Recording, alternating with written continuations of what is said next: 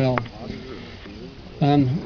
NDSU hasn't done a lot of work with headline on corn. We had one trial last year in the state, and in that trial it was a very good yielding environment, and numerically we saw a 7-bushel yield increase, but statistically there was no difference between the untreated check and the headline treatment.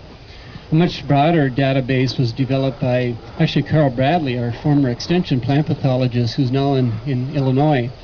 And the database was nearly 170 data points where they used 3 different fungicides, including headline and a couple others. And the applications, of course, was anywhere from the tassel stage to silking stage. But when they put all the data together, they saw on average about a 3-bushel increase with the fungicide treatment versus untreated check. This year we are significantly increasing our research, but Dr. Joel Ransom has a number of trials in the state, one in the valley, and then I'm cooperating with him at one at Carrington where we're looking at headline application on corn as well. So when we put all the data together, certainly there is a yield increase, potential yield increase, but if we rely on that primarily as a fungicide, in North Dakota we do have foliar diseases, but at this point we consider them non-economic.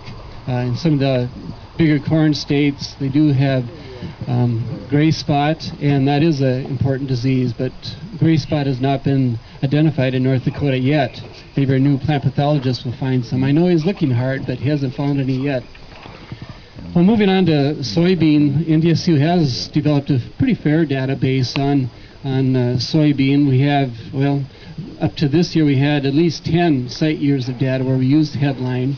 But we haven't seen a tremendous response. About 30% of the times, 3 of the 10 trials where we did see a yield response with headline. We've looked at different rates and different timings.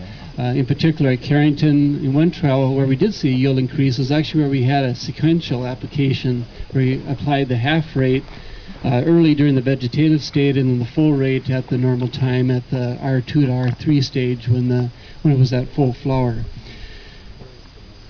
It's interesting though in the crops where we don't always see much for disease, we certainly don't see the consistency on yield response with headline as compared to wheat or field peas. The product has worked extremely well in those cases where we know we'll have leaf spot disease.